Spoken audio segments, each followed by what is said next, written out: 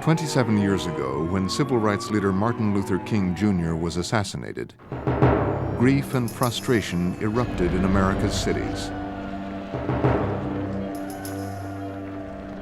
And far away in Iowa, one third-grade teacher knew she had to do something. The shooting of Martin Luther King could not just be talked about and explained away. There was no way to explain this to little third graders in Riceville, Iowa. I knew that it was time to deal with this in a concrete way, not just talk about it, because we had talked about racism since the first day of school. This is a fact. Blue-eyed people are better than brown-eyed people. It was a daring experiment in prejudice. I watched wonderful, thoughtful children turn into nasty, vicious, discriminating little third graders. Can one teacher, in one day, change the lives of her students forever? Tonight, a class divided.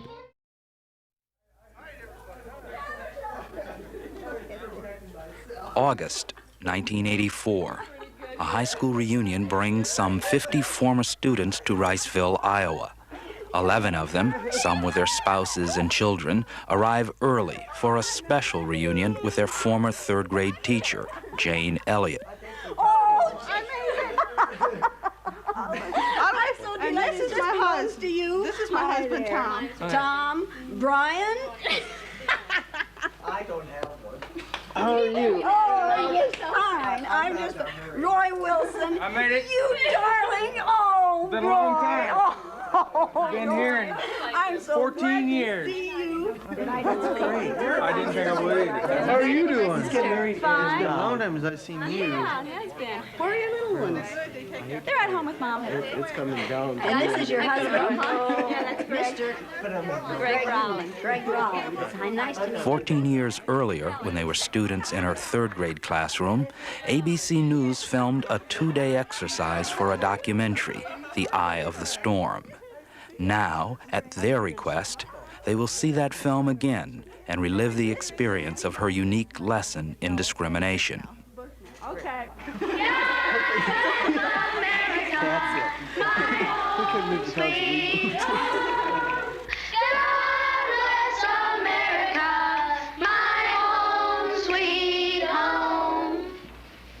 This is a special week. Does anybody know what it is? National Brotherhood. National Brotherhood Week. What's brotherhood? Be kind to your brothers. Be kind. Okay, be kind to your brothers. Like you would like to be treated. Treat everyone the way you would like to be treated. Treat everyone as though he was your brother. And is there anyone in this United States that we do not treat as our brothers? Yeah. Who? Yeah. The black people. Who else? Indians. Absolutely, the Indians. And when many people see a black person or a yellow person or a red person, what do they think? Oh, look at that. Stupid. Look at that.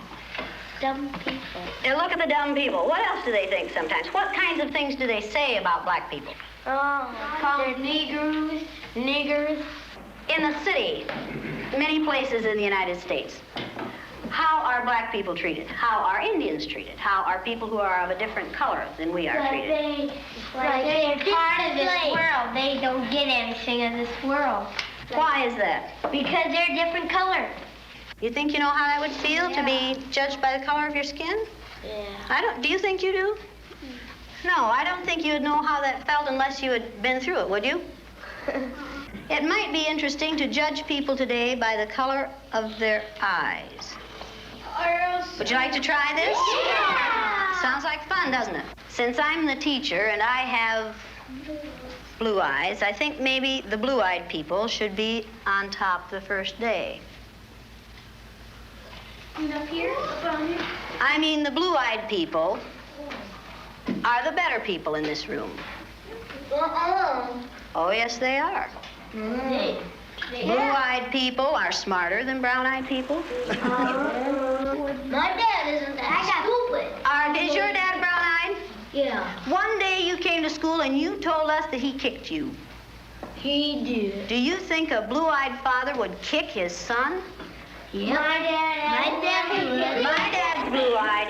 He's never kicked me. Greg's dad is blue-eyed. He's never kicked him. Rex's dad is blue-eyed. He's never kicked him. This is a fact. Blue-eyed people are better than brown-eyed people. Are you brown-eyed or blue-eyed? Blue. Why are you shaking your head? I don't know. Are you sure that you're right? Why? What makes you so sure that you're right? I don't know. The blue-eyed people get 5 extra minutes of recess, while the brown-eyed people have to stay in. The brown-eyed people do not get to use the drinking fountain. You'll have to use the paper cups. You brown-eyed people are not to play with the blue-eyed people on the playground because you are not as good as blue-eyed people. Well, the brown-eyed people in this room today are going to wear collars so that we can tell from a distance what color your eyes are. On page 127. 127. Is everyone ready? Everyone but Laurie. Ready, Laurie? Brown-eyed. She's a brown-eyed. You'll begin to notice today that we spend a great deal of time waiting for brown-eyed people. The yardstick's gone. Well, okay. I don't see the yardstick, do you? It's probably over there. Hey, Miss Elliott, you better keep that on your desk so if the brown-eyed people get out of hand. Oh, you think if the brown-eyed people get out of hand, that would be the thing to use? Who goes first to lunch? Blue-eyed. The blue-eyed people. No brown-eyed people go back for seconds. Blue-eyed people may go back for seconds. Brown-eyed people do not. Brown-eyed. Don't you know? Oh, they're not smart. Is that the only reason? They'll take too much. It might take too much. Okay, quietly.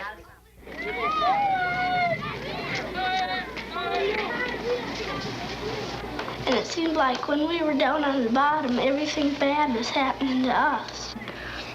The way they treated you, you felt like you didn't even want to try to do anything. It seemed like Mrs. Elliott was taking our best friends away from us.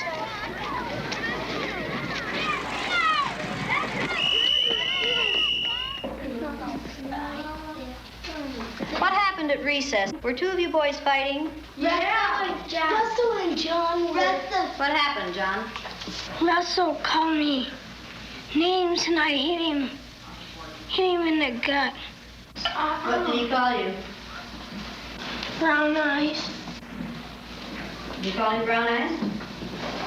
They always call us that. Craig and all of the boys call us that. They keep calling us brown eyes. They say, come here, brown eyes. And they were calling us blue eyes. I wasn't. Sandy and Donna were. Yeah. What's wrong with being called brown eyes? It means that we're stupider. Well, not that. Yeah. But... Oh, that's just the same way as other people calling black people niggers. Yeah. Is that the reason you hit him, John? Did it help? Did it stop him? Did it make you feel better inside? Stop Russell. Make you feel better inside? Did it make you feel better to call him brown eyes? Why do you suppose you call him brown eyes? Right, because he has brown eyes. Is that the only reason? He didn't call him brown eyes yesterday, and he had brown eyes yesterday. Didn't he? Because we just started it. Ever since you put those blue things on there. Yeah, tease them. Kind of tease them. Oh, is this teasing? No. Well, he did it. Were you doing it for fun, to be funny, or were you doing it to be mean?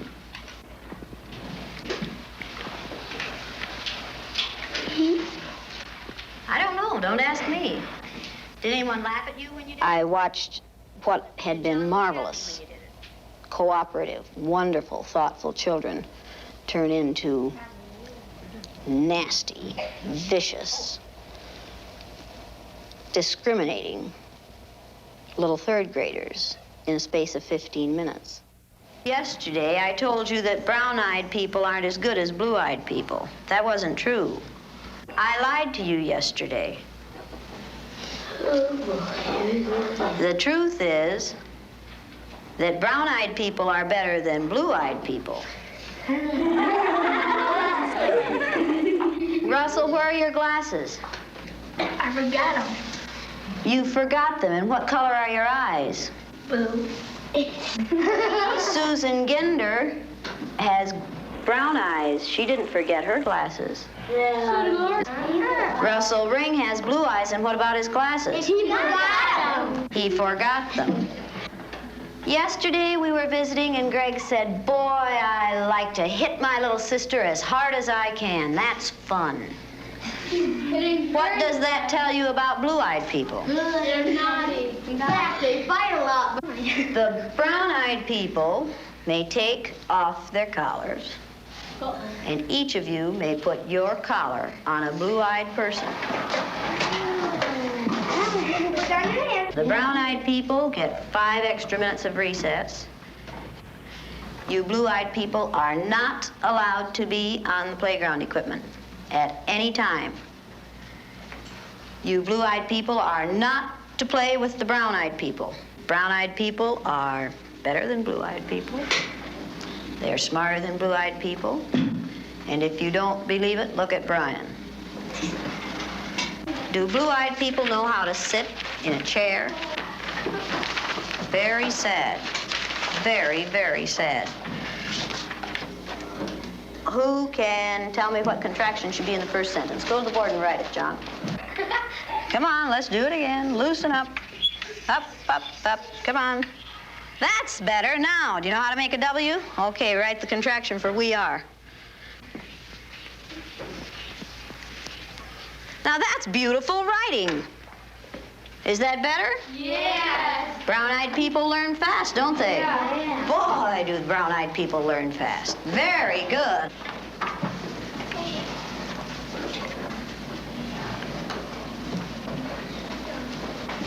Greg, what did you do with that cup? Will you please go and get that cup and put your name on it and keep it at your desk?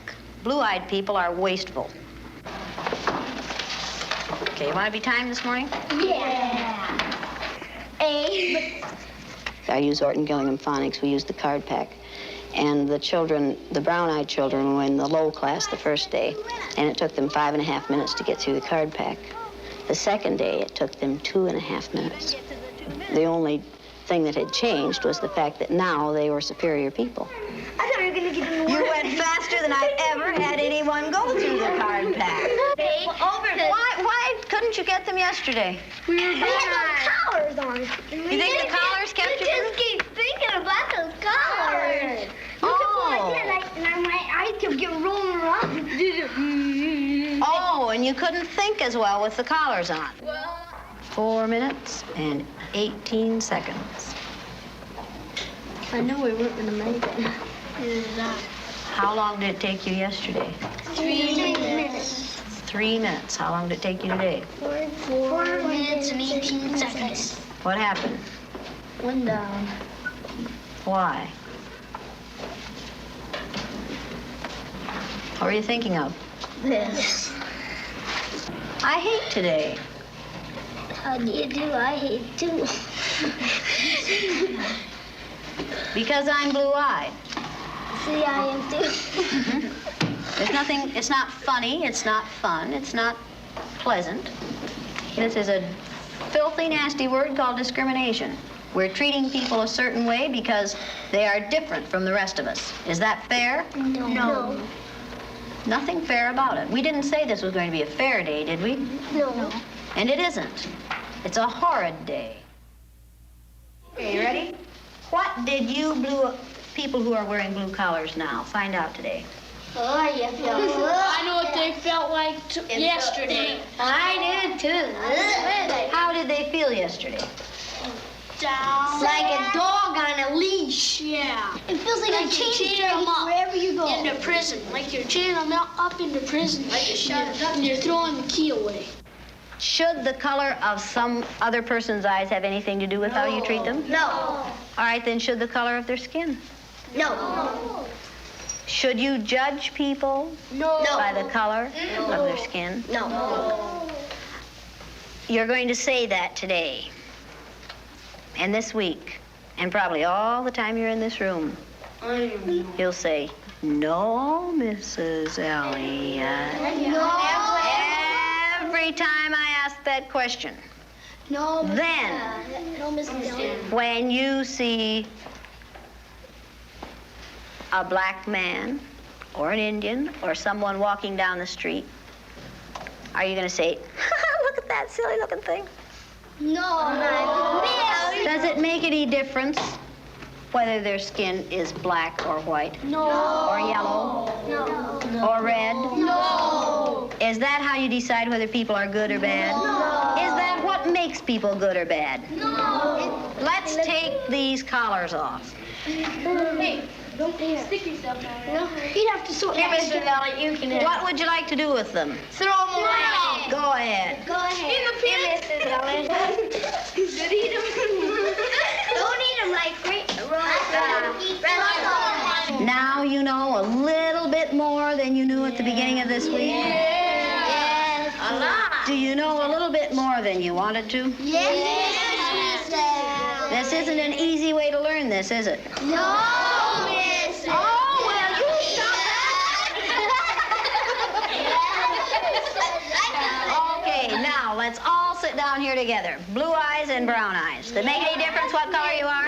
No. Down, girl. Don't be gonna see it again. Oh, you found your friend, huh? Now, you get back. Okay, you ready to listen now? Okay, now are you back? Yes. That feel better? Yes. Does the color of eyes that you have make any difference in the kind of person you are? No, Mrs. Elliott. Does that feel like being home again, girls? Yes.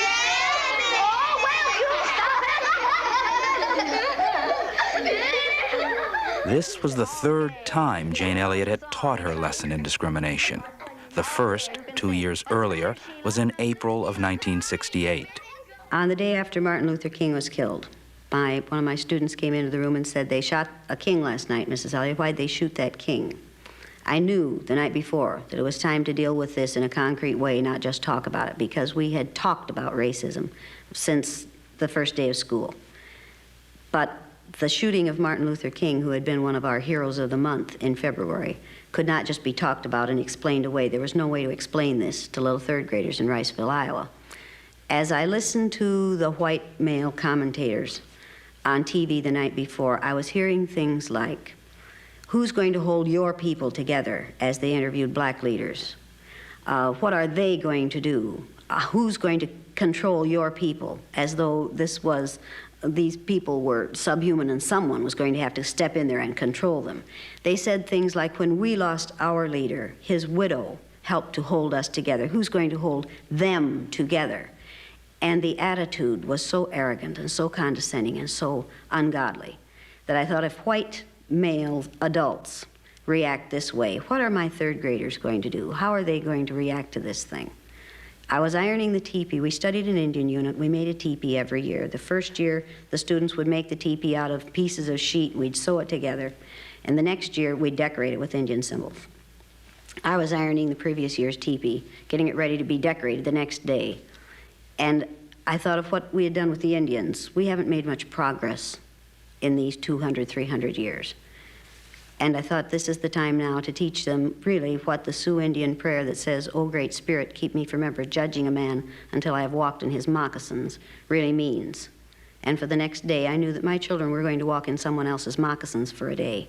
Like it or lump it, they were going to have to walk in someone else's moccasins. I decided at that point that it was time to try the eye color thing, which I had thought about many, many times, but had never used. So the next day, I introduced an eye color exercise in my classroom and split the class according to eye color, and immediately created a microcosm of society in a third grade classroom. Riceville hasn't changed much in the 17 years since then. It's still a small farming community surrounded by cornfields. Its population is still under 1,000. And it's still all white and all Christian. And though Jane Elliott has continued to teach her lesson in discrimination, there's been little outward local reaction. No objections from school authorities or the parents of the 300-odd students who have by now been through it. Okay, let's get in a circle. The reunion of her former third graders was Jane Elliott's first chance to find out how much of her lessons her students had retained. All right, now, Raymond, why? I want to know why you were so eager to discriminate against the rest of these kids. At the end of the day, I thought the miserable little Nazi. Really, I couldn't stand you. It felt tremendously evil. All your inhibitions were gone. And no matter if they were my friends or not, any pent-up hostilities or aggressions that these kids had ever caused you, you had a chance to get it all out. I felt like I was a king, like I ruled them brown eyes, like I was better than them. Happy. You know? And you did it all day. Yeah. How did you feel when you were the out group?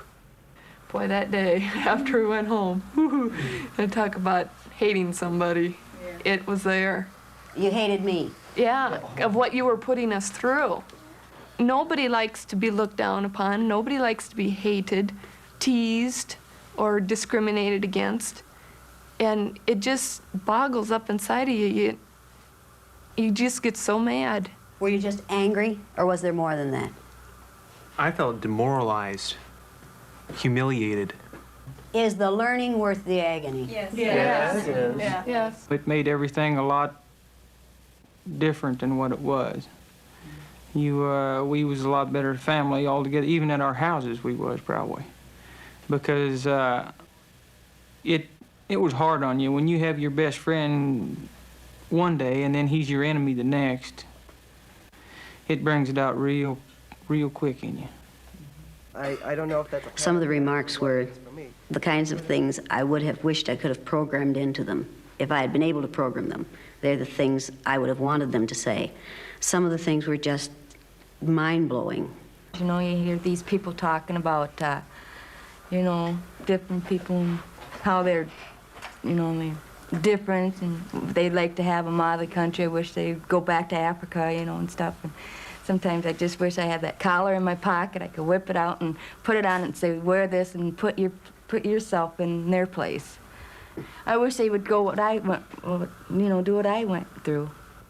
We was at a softball game a couple weekends ago, and there was a black yelling, "Hi, Verla," you know, and we hugged each other and everything. And some people really looked just like, what are you doing with him, you know?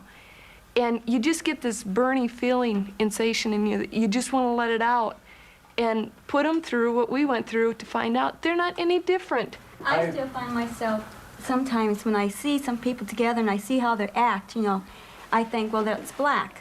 And then right in the next second, I don't even finish the thought. I'm saying, well, I've seen whites do it, I've seen other people do it. It's not just the blacks. It's everyone acts differently. It's just a different color is what hits you first. And then later, as I said, I don't even finish that thought before I remember back when I was like that. And then I remember not, you know, everyone acts the same way. It's just your way of thinking is the difference. Like when my grandparents or somebody and they start talking about old times and they say the Japs and all this and that, and they start, you know, holding that against them, I think, how'd you like to have been them? Japanese Americans get thrown into this camp just because they happen to be part Japanese. You know, I just calm down and think about it. But when they get older, they're set in their ways and they're not going to change. When you get older? I'll be set in my ways, but they're different than their ways. When people I was get absolutely older, they get set in their enthralled. ways.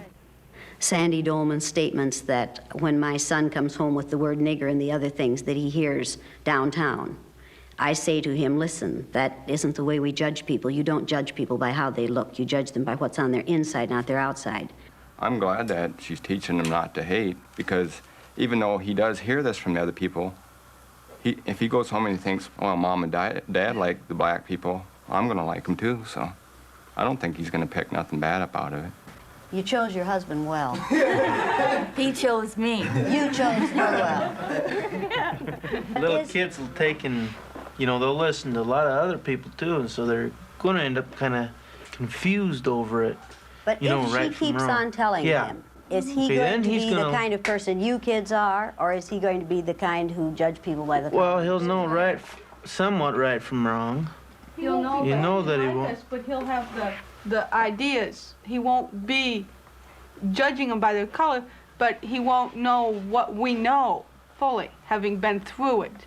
He won't learn The collar from the prejudice from us. He won't learn prejudice first-handed. Yeah.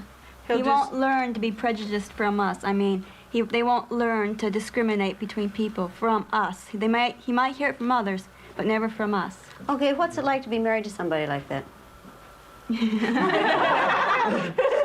When I was going to marry Sheila, I knew for my future that I was going into the military. At first, I thought, is she going to be able to handle being with all the different nationalities?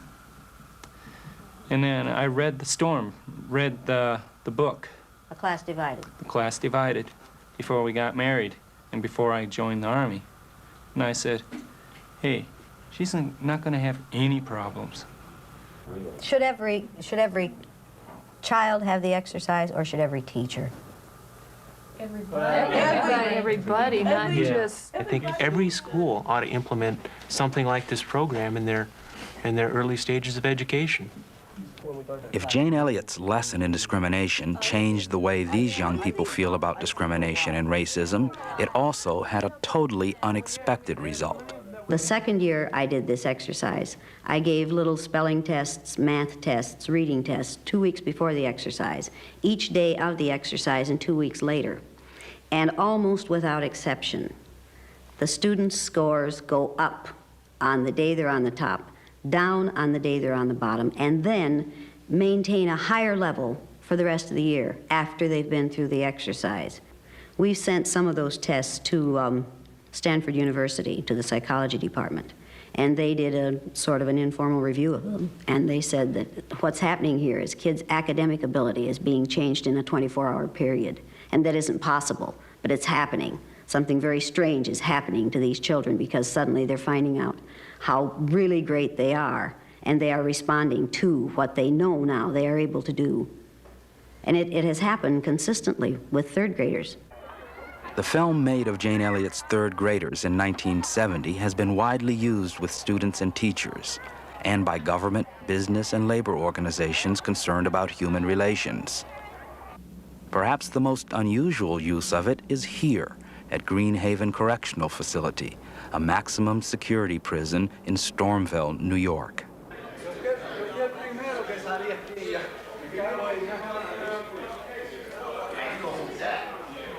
Here, in a sociology course taught by Professor Dwayne W. Smith of Dutchess Community College, his almost exclusively black and Hispanic classes have been seeing the film for more than 10 years. What I'd like to do is introduce the subject of prejudice and discrimination through this film, called The Eye of the Storm. Blue-eyed people are smarter than brown-eyed people. They are cleaner than brown-eyed people. They are more civilized than brown-eyed people. Sandra and her brown-eyed friends didn't like that day, but Raymond did. I felt like I was like king, like a... Do you think the children, by this process, really learned the meaning of discrimination? Most of the children, before the film started, they had played and lived together in harmony. And a certain action of coming from the teacher and seeing the teacher as an authoritarian figure and someone to respect, they accepted the views that was being given to them. But I think at the end of the lesson, they could clearly see that prejudices and other forms of discrimination are things that people build within their minds, that they're not actual physical barriers that say, yo, you can't cross the street. The one kid I could really agree with was at recess. He was a brown-eyed kid. He had this inner turmoil against this feeling of being divided or prejudiced against where he would hit another kid that he's known for so many years in the gut. Whether he also stated that it didn't help any. So that automatically should be a lesson to every adult in the world. Violence doesn't help any. And, you know, this is a film that I hope that my children get to see. Unlike New York, Iowa is 98% white Anglo-Saxon. Yet even here, minority groups account for more than 20% of the prison population. To make sure its prison system employees are sensitive to the concerns of this large minority, the Iowa Department of Corrections last fall hired Jane Elliott to give her lesson to some of them. The group, which included prison guards and parole officers, was told only that it would be attending a day-long workshop. David Stokesbury. Most of our training you go to, people give you information and you learn that way. Blue eye? When I first came with the sign up and such and got put in the group, I didn't know when I started seeing the signs around, you know, brown eyes only and such. I figured they were the better group because they had a lot of spaces available and there were none for the blue eyes. So when I got put in the blue eyes group and put the collar on, then I knew, well, then I was going to be in the deprived group, I guess. Okay, now you can stay in this area. The workshop was supposed to begin at 9. They took the brown eyes in about 9 and then left us standing in the hall. I literally stood because there weren't enough chairs and I didn't know whether or not I'd wanted to fight to take a chair down. I didn't know if somebody'd come and take the chair away from me if I did. While David Stokesbury and the other blue-eyed people waited inside the meeting room, Jane Elliott prepared the brown-eyed people for what was going to happen. Now, this is not something I can do alone. This exercise won't work without your cooperation. Blue-eyed people aren't allowed to smoke. Blue-eyed people aren't allowed to sit in these empty chairs. Do not let a blue-eyed person sit next to you. You know you can't trust them. And besides which, they don't smell good. Everybody knows that about blue-eyed people. You don't know what you can catch from a blue-eyed person. By 9:20, I felt some antagonism. You know, I'm stuck out here for 20 minutes, standing, waiting. I still say we ought to see what kind of a reaction we'd get by everyone just simply going in. No one wants to do it? Everybody seems to have courage in their conviction to do a lot of talking, but nobody takes any action. Oppose them by all singing a song or doing something really loud, you know. We shall overcome. Yeah, right. I need to have you keep it down. I don't know how many times I need to give that instruction, but you need to keep it down so you don't bother the people in the workshop. I was pretty well ticked off by the time we got taken in there. Persons and overcoats in the corner here, Phil. I need to have you put your purse and your coat in the corner. Purse and coat in the corner. Persons and overcoats in the corner. It would be to your advantage in the future, people, if you'd get to meetings on time, and it would also be to your advantage if you'd put your gum away. Put your gum away. You want to get paid for today? Well, then stay, but put your gum away. I don't have a purse, so I don't have a place to put my gum. I'm sure that you are inventive enough to find a place for the gum. Now, I'd like for you to notice where she put her gum.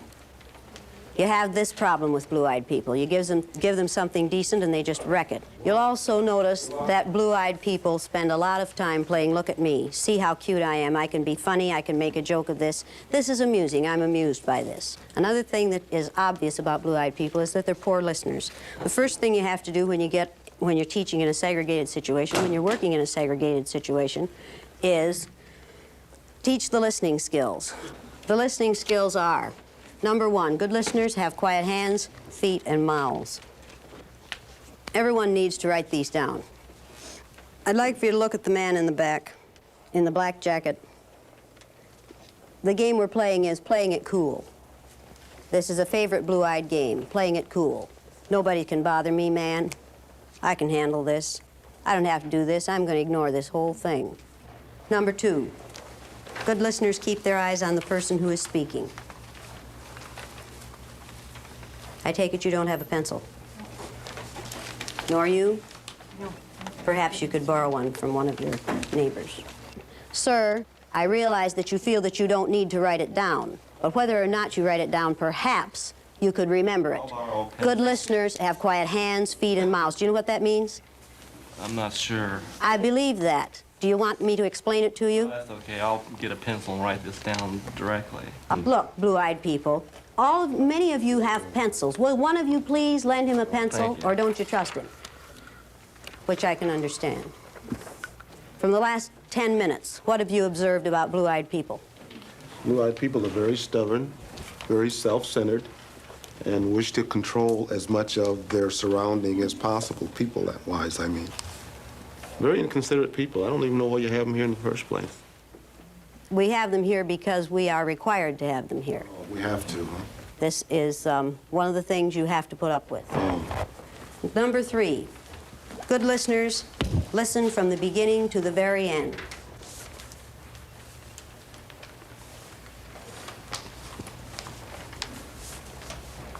Okay, good listeners decide to learn something.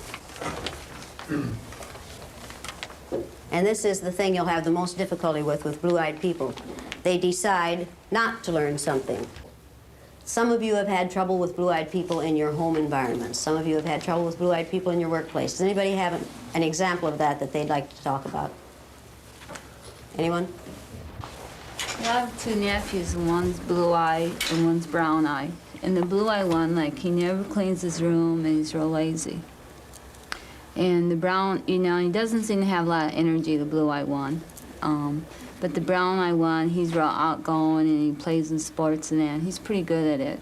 And he just seems like a better kid. So if I have kids, I hope they have brown eyes. Are you married? No. Then it's a good thing you don't have kids, isn't it? Right. Well, you will know what to do when you choose a mate. Right. Would you like to read that first listening skill to me? I haven't got it on my paper yet. Oh, why is that? I haven't borrowed the pencil to write it down as yet. Do you think it's unnecessary? At this particular point, yes, I do. Why? Well, I have it in my head for the most part. There's a lot of space up there for it, isn't there, friend? Do you suppose you could tell me what it is? It has something to do with keeping your hands and feet still, as I recall. Has something to do with that. I find it interesting that you're amused by our having to stand here and wait for this man to do something that everybody else has already done. I find that highly interesting. Stupid, but interesting. If you are in a situation where someone is constantly refusing to do what the people in authority ask them to do, what do you know about them? What do you know about that person? Well, I think it's a game with them. Attention, Has it gained anything for this gentleman? disrespect from, I think, the brown-eyed people. Has it proven anything to brown-eyed people? Yes, this is a typical trait of a blue-eyed person. Now read the second one. I don't have the second one. Can I read it off first? You don't have the second one No. either. You were keeping it in your head. What happened to that plan? Just the first one I had in my head, not the second Oh, one. the other 3 aren't important? Well, they're probably important. But not important enough for you to write down, right? Well, they're important. I should have written them down, most probably. Most probably. Does anybody back there know? You don't have it written down either. I want you to take a look at these 2 so-called gentlemen. Now, we need to hear the good listening skills from you. I don't want you to think that I'm badgering you boys. But on the other hand, you're here to learn something, and if you learn nothing else today, it would be nice if you would learn the listening skills. What do you know now about brown-eyed people that you didn't know before about blue-eyed people that you didn't know before you came in here? I'm finding I'm going to have to explain things a bit more explicitly to a blue-eyed person than I would to a brown-eyed person. How many times did I have to repeat the listening skills for Roger? Well, Brother Roger is having a rough time today, isn't he? It was about 6 or 7 different times. You think that's amusing, Roger? Apparently, somewhat amusing. As part of the lesson, the corrections department employees took a written test. All right, I need these names and the scores. I have KR 11. I'm sorry, I can't hear you. KR, just initials, 11. Just KR, just an initial, no Yeah, last name? No names. How many? 11. And Churden or Charles, I'm not sure. on the other one. Thank you, sir. Tell me the name again. Churden? You can't read the name? No, I can't. Can't make it out. What's your name? My name is Chambers. First name? Janine. And what was her score? 6. Next. E. Riley with a 5. E. E. Riley. Will E. Riley please stand? It's mine. You know, it's what you do to the image of blues with your behavior is unfortunate. What you 3 people do to the image of women with your behavior really makes me angry.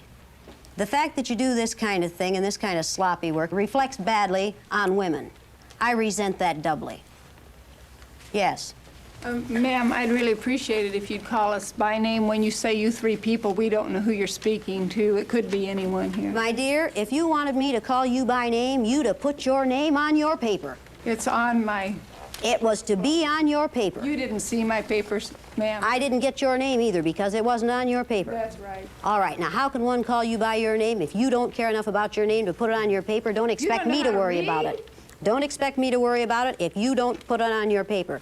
Don't sit here and say my name is important to me after you have just deliberately not put it on your paper. You're being totally unrealistic. Important to me. I remember saying I like to know who you're speaking to you when you say you 3. Then what should you do? Ask you to use my name, which I did. And where should your name have been? Right where it is. On your paper? And on my birth certificate. Is it on your paper? No, ma'am. Where'd you get a birth certificate? Same place you got. Out of a slot machine, same as you did, lady. I think you're probably right about your own.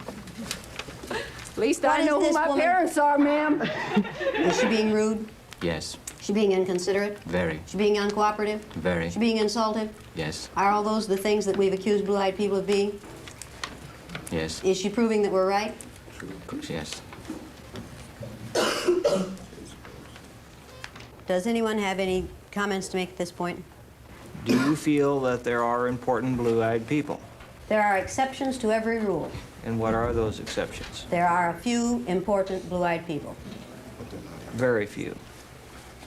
You Do you said think that. that you're one of them? No. That's Then why good. are you up there then? I'm blue-eyed. The difference between you and me is I have a brown-eyed husband and brown-eyed offspring, and I've learned how to behave in a brown-eyed society. And when you can act brown enough, then you too can be where I am. I wouldn't want to be where you are. Are you certain? Absolutely positive. You like where you are. I love where I am. You like it so much that you don't even identify yourself on your papers. I don't need to, lady. Her using the term lady, where I'm concerned, what do you think she's trying to do? Is it ignorance or is it deliberately insulting? I would say it was deliberately insulting. If it's ignorance, she needs to be taught that to many of us, the word lady is a pejorative. I don't appreciate it. It is, it's a put down, and it's used to keep women in their place. Correct name. I'm sorry. I will call you by a correct name after this. I won't be kind. That was kindness on your part? Yes. Then you are calling true. someone a lady is a kindness. Then your problem is You ignorance. can call me lady anytime you like. I wouldn't do that to you. No, I know you wouldn't. I really wouldn't. I think that, and that's part of the problem, is a total lack of awareness at what sexism amounts to and how much you contribute to the sexism that keeps you where you are. It's not I enough. like where I am, lady. I did it again, didn't I? Yes. I'm getting kind of fed up with this whole bunch of garbage. Why? Brown-eyed peoples are no different than we are. I hate to tell them that. They have these false delusions and such. Are they being disruptive? No, you trained them very well. I think that's what they did with the stormtroopers in Germany also. You guys do a real good job sitting You up think that what's there. happening here today feels like it would have felt in Nazi Germany? Yes, Where do you think you are in that then? Where do I think I am? Who are you if you're in Nazi Germany? Who are you? The Jews.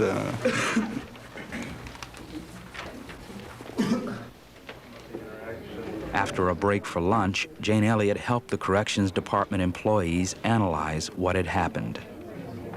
Did you learn anything this morning? I think I learned from the experience of feeling like I was in a glass cage and I was powerless. There was a sense of hopelessness. I was angry, I wanted to speak up, and yet at times I knew if I spoke up, I'd be back in a powerless situation. I'd be attacked. A sense of hopelessness. Had you Depression. Had you experienced that before? I realized this morning that there were very few times in my life that I've ever been discriminated against. Very few. And you were this uncomfortable in an hour and a half? I was amazed at how uncomfortable I was in the first 15 minutes.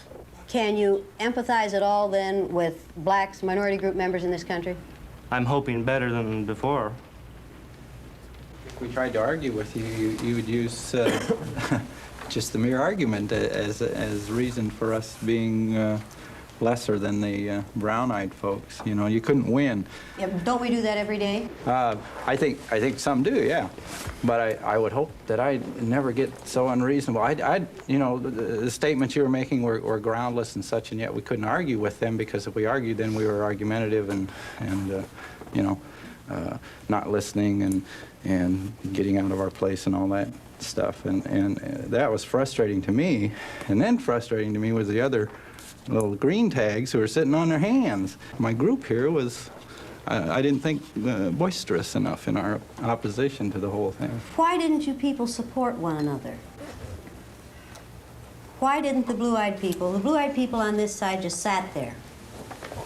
And let's face it, you covered your asses, right? Why did you just sit there? Well, I think that's symptomatic of the problem as a whole. We see that, you know, in society in general. We see a few people who are making a lot of noise, and the rest of the people sitting back waiting to see what they're going to do. Okay, as long as I was picking on him, I was leaving you alone, right? Right. I'd say a lot of people accept that. They have a few people do their fighting for them, and they stand back, and if this person's going to win, then they'll get on this side. If that person's not going to win, they'll stay back over here, you know. That's just how it works. If you were in a real situation where you had to do something about racism, would you stand up and be counted? What I would do, I don't know. It would depend on the But you would exigencies. do something. I would have to do something. I couldn't go home tonight and face my kids if I didn't. How did you brown-eyed people feel while this was going on? Embarrassed. Sense of relief that I wasn't a blue-eyed person. Sense of relief that you had the right color eyes. Absolutely. I really understood, at least I felt that I understood, what it was like to be in the minority. Why were you angry? First of all, because it was unreasonable. Secondly, because I felt discriminated against. Thirdly, I think that all of us, everyone in this room, has dealt with discrimination on both sides. You don't have to be black or Jewish or Mexican or anything else to have felt discrimination in your life. And as you become an adult, you learn to deal with those feelings within yourself. You learn to handle those, and when you feel yourself in a situation that you can't get out of, which we couldn't, we were a captive audience. And it was not a normal situation, because normally you aren't badgered. What if you had to spend the rest of your life this way? I don't know how to answer that. You don't wake up every morning knowing that you're different. You wake up as a white woman who is going to her job at 8 o'clock or whatever, where a black person is going to wake up knowing from the minute they get up out of the bed and look in the mirror, they're black. And they have to deal with the problems they've had to deal with ever since they were young, and realize that I am different and I have to deal with life differently. Things are different for me. And I don't think you can really say that you have felt, maybe you have felt some sort of discrimination, but you haven't felt what it is like for a black woman to go through the daily experiences of arguing and saying, listen to me, my point of view is good, you know, what I have to offer here is good. And no one wants to listen because white is right. That's the way things are. I think the necessity for this exercise is a crime. No, I don't want to see it used more widely. I want to see the necessity for it wiped out. And I think if educators were determined that we could be very instrumental in wiping out the necessity for this exercise. But I want to see something used. I'd like to see this exercise used with all teachers, all administrators, but certainly not with all students unless it's done by people who are doing it for the right reasons and in the right way. I think you could damage a child with this exercise very, very easily. And I would never suggest that everybody should use it.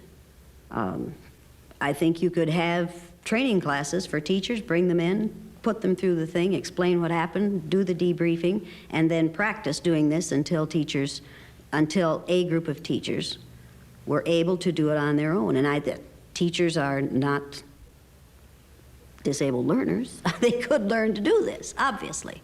If I can do it, most anyone can do it. It doesn't take a super teacher to do this exercise. What began in a third-grade classroom has spread from students to teachers to corrections officers. At the center is still a single teacher, determined to inoculate her students, both young and old, against the virus of bigotry. After you do this exercise, when the debriefing starts, when the pain is over and you're all back together and you're all one again, you find out how society could be if we really believed all this stuff that we preach. If we really acted that way, you could feel as good about one another as those kids feel about one another after this exercise is over. You create instant cousins. I thought maybe that lasted just while they were in my classroom because of my superior influence. But indeed, these kids still feel that way about one another. They said yesterday, over and over, the remark was made, we're kind of like a family now. They found out how to hurt one another, and they found out how it feels to be hurt in that way. And they refused to hurt one another that way again. And they said, we're kind of like a family now, and indeed we were.